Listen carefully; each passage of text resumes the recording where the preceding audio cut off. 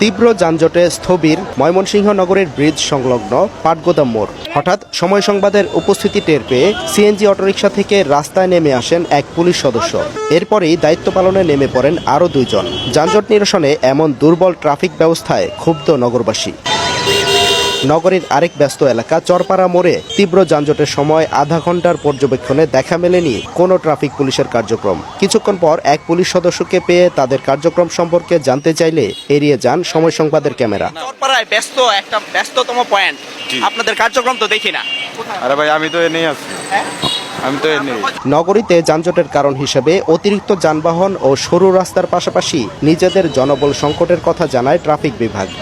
আমরা আমাদের জনবল যা আছে তা দিয়ে সর্বোচ্চ চেষ্টা করি যে সুষ্ঠু ট্রাফিক ব্যবস্থাটা ধরে রাখার জন্য।